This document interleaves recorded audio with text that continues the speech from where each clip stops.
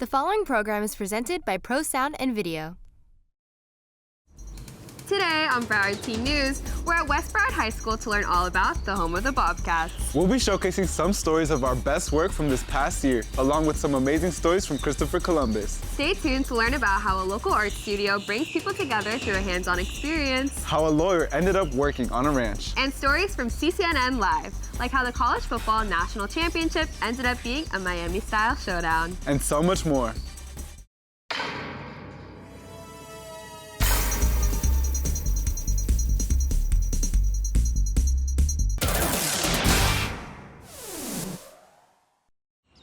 Hello and welcome to Broward Teen News, West Broward High School edition. I'm Emily Satter. And I'm Matthew Hernandez. Today we're going to take a look inside our school to showcase some of the amazing things happening here in the breeze. Like our first story about how Broward County put on a showcase to help students claim their future.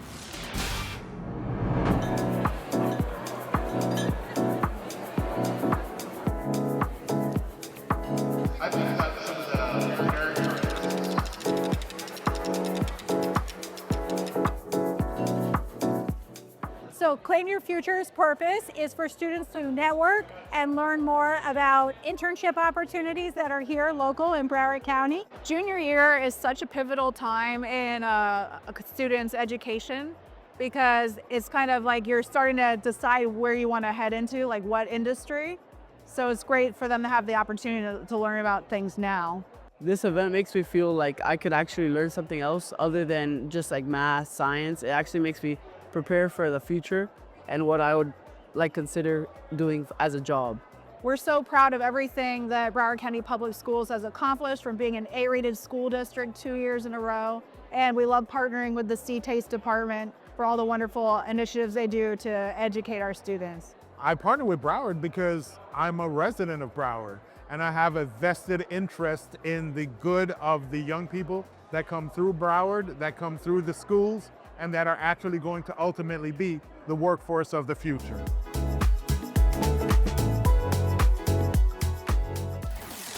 Gaby Nails, a local hair and beauty salon, is operated through passion. Although they face daily challenges, Monica Morales perseveres.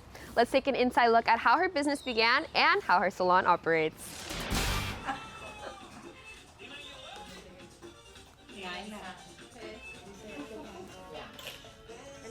Mi nombre es Mónica Morales y soy la dueña de Gaby Nails. Yo me inspiré en lo que es la belleza porque siempre me gustó desde Cuba.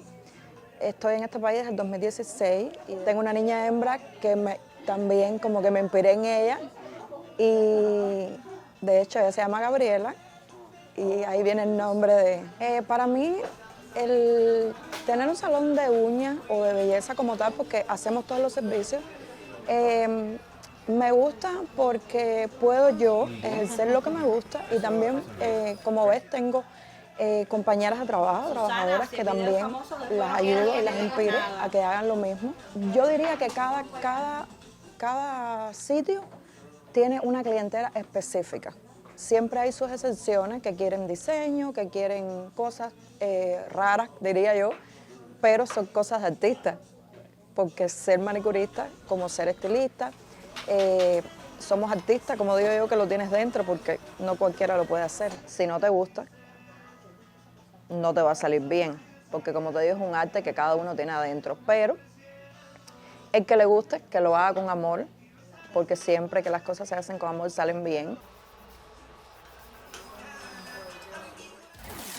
Hawaiian Fluid Art is a creative studio where anyone can design their own unique canvas. Whether you have prior experience or not, this art studio includes everything you need to create a stylish painting of your desire.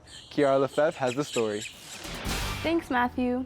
Hawaii Fluid Art is a space dedicated to creativity, artistic expression, and learning experiences with no prior experience required. Everyone is welcome to explore and enjoy and engage in an inspiring environment. Let's further explore into the vibrant world of fluid art.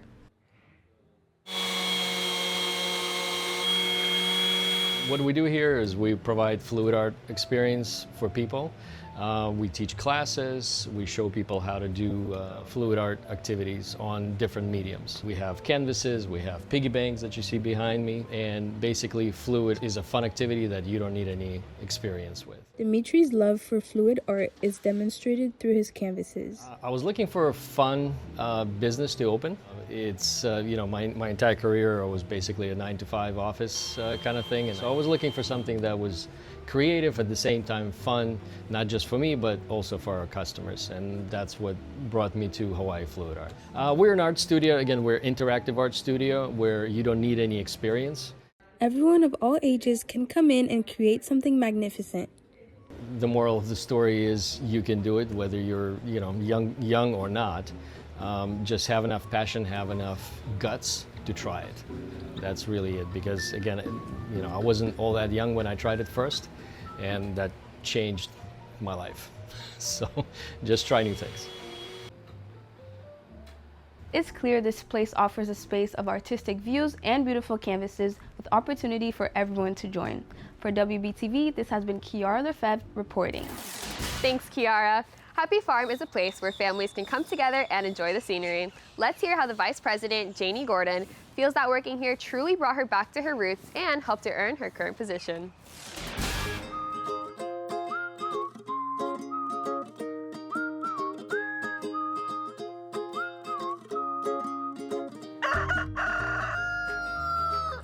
We've been at this exact location since 2018, but we opened in 2011, and we've been around since then.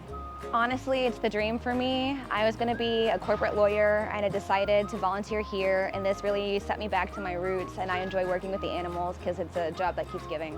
I think long-term, we're looking for better quality of life for all the animals here. We want to purchase land and expand and do a lot more projects, but it all starts with the donors and the sponsors. I think our greatest struggle is funding. We work with what we have. We get a lot of donations from a lot of local communities, and we're always looking for ways to give back to the community as well. So it's just kind of an ebb and flow with the struggles, and we work with what we have. Anybody struggling with funding, I would say where there's a will, there's a way, and to keep working on things that are bigger than yourself, because that's what gives you the energy every day to show up for yourself and for others.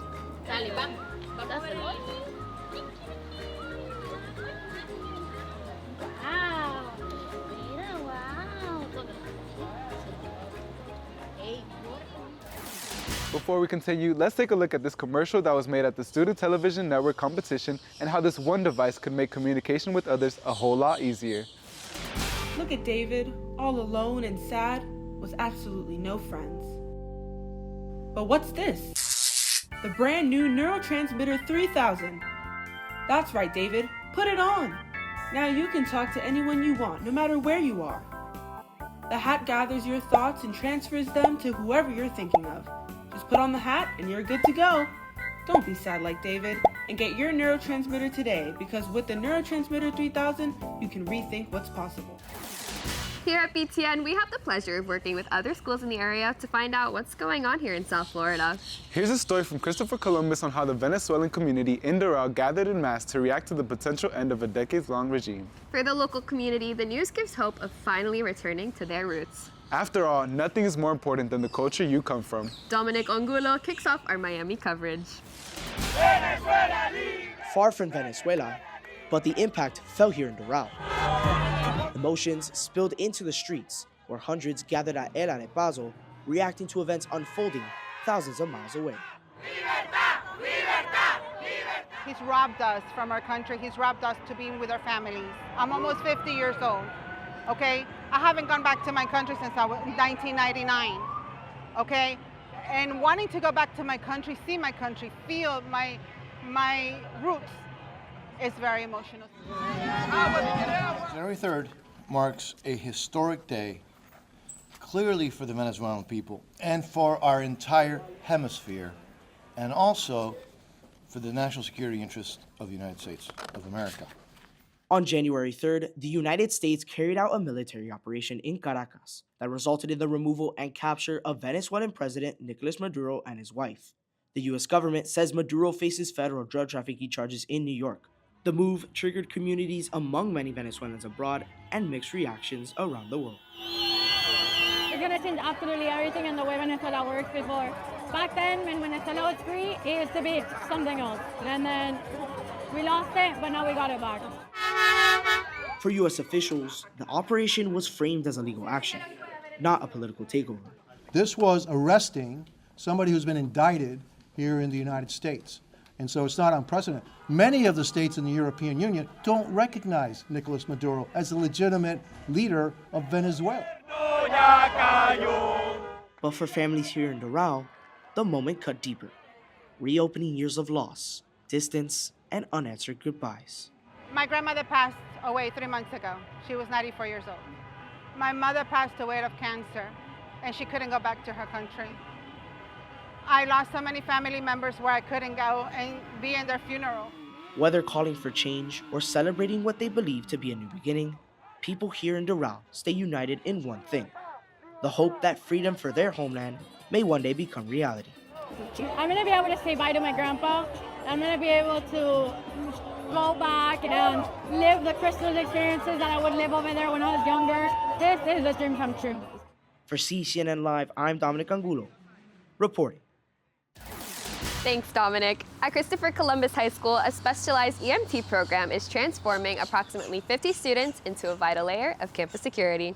By training them in high-stakes skills, the program aims to provide mental safety for the student body, ensuring that everyone from freshmen to staff feels reassured that trained help is already on site. Lucas Batalla has the story.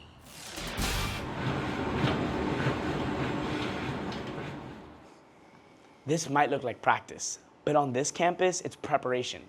Columbus's EMT program is training students to respond to emergencies before they become tragedies. It's about prevention, readiness, and making sure everyone on campus is healthy.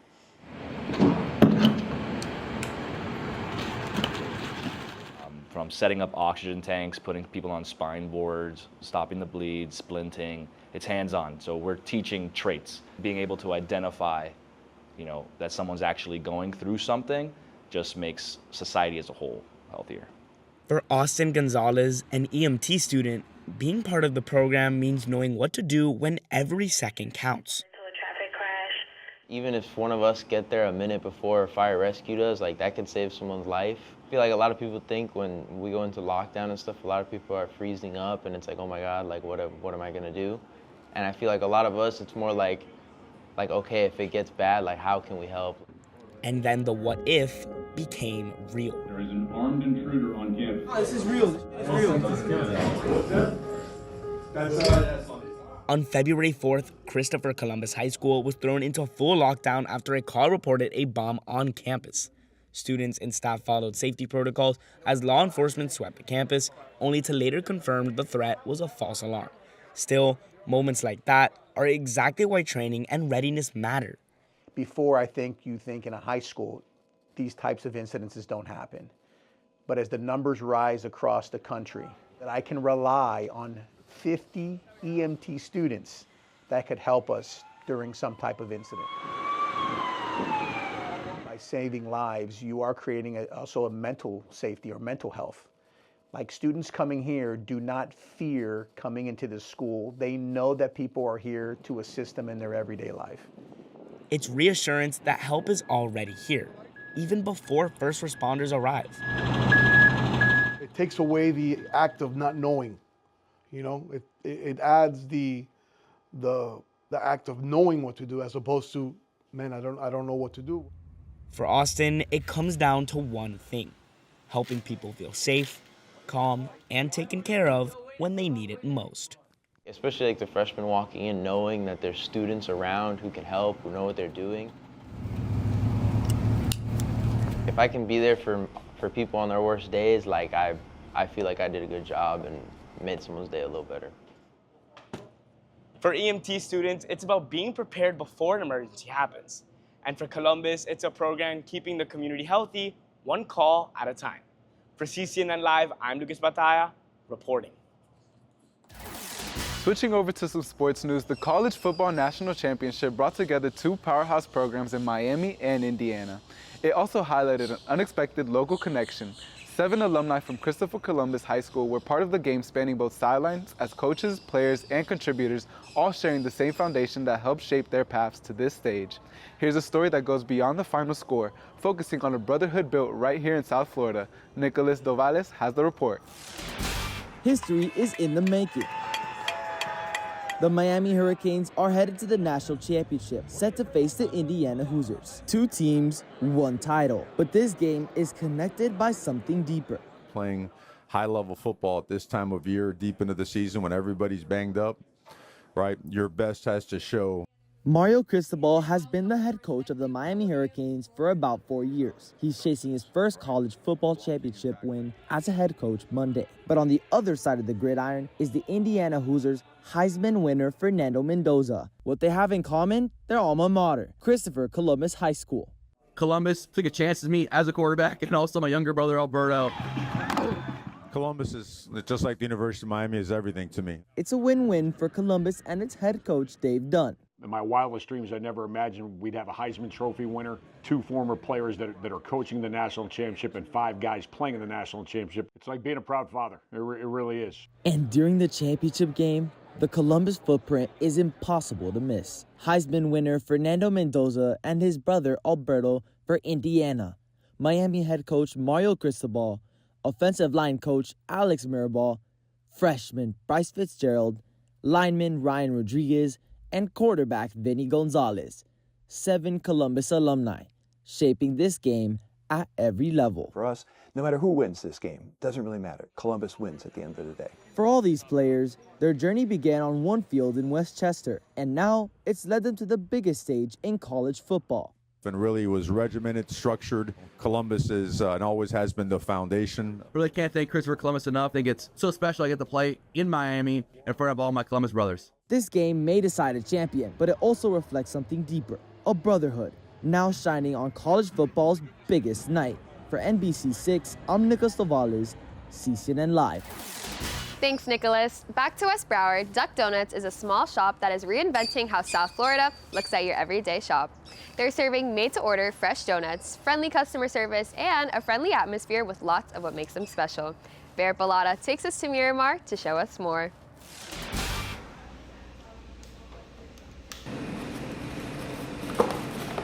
Donuts are a staple of many mornings here in South Florida, just like ducks are an everyday sighting. Duck Donuts is creating quality donuts with that cute duck charm that could change someone's whole day for the better.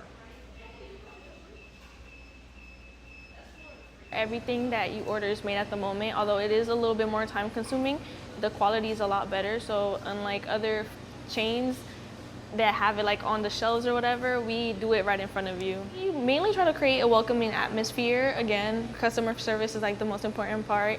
We always try to explain to our customers our concept, the fact that it's freshly made to order. We keep them posted on any deals that we might be having going on at the moment and everything else. Mostly when you go to donut shops, you see like the normal stuff like strawberry confetti, like, you know, like with sprinkles, like the regular flavors. I feel like when you come here, you could customize it. You could put maple, you could put bacon on your donuts, which is really strange if you think about it, but it also puts you more out there to a new taste palette. Just as welcoming as the employees are, the ducks scattered throughout the shop give a vibe that feels unique. We make everything fresh. We try to accommodate to our customers. If they have any requests that we can do, we do them just so that the customer feels satisfied in their experience here, and we always put the customers first. Duck Donut shows how inviting your morning sweets should be.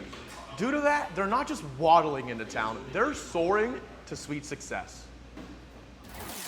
Thanks, Bear. The community of Weston hosts a CPR day where ages 8 and up are invited to participate in a free hands-on CPR training, which also includes how to use an automatic external defibrillator and bleeding control techniques in the event of an emergency. After all, it's better to be safe than sorry. Here's Jesse with the story. Today at Weston Community Center, community members are spending the day learning skills that can mean the difference between life and death. I think most people don't learn CPR because they believe that they have to take this super long course that could take, days, weeks, months, when in reality you can come to an event like this and learn about CPR and saving lives in one day. Statistically speaking, About less than 3% of the people that go into cardiac arrest outside of a hospital survive the event, or in other words, get their heartbeat working again. But of that 3%, less than 1% of those walk out of the hospital with a quality of life. So the faster we get CPR being done outside of the hospital, the better chance that that person who suffered that event has a chance of a quality of life outside of the event. So learning these life-saving skills is essential for someone's survivability. The training highlights an important reality, that during emergencies, every minute counts. It usually teaches them how to be calm and how to deal with these scenarios in real time. I think a lot of people who aren't CPR trained might, panic when it comes to any sort of emergency. But I think what CPR training does is it goes beyond that, and it teaches you how to react to a situation like that. The more we get the word out, the more we let people understand that it's not scary, it's easy to do, anyone can do it, you're not going to hurt the person, the better off that person has a chance of surviving. With simple skills and a little time, residents at the Weston Community Center are proving that although it's not as common, anyone can be prepared to save a life. For WB in the AM, this has been Jessica reporting. Thanks, Jesse. Well, that wraps it up here for West Broward. I'm Emily Sutter. And I'm Matthew Hernandez. If you want to see stories like these and more, make sure to check out our monthly show, The Bobcat Broadcast. See you next time.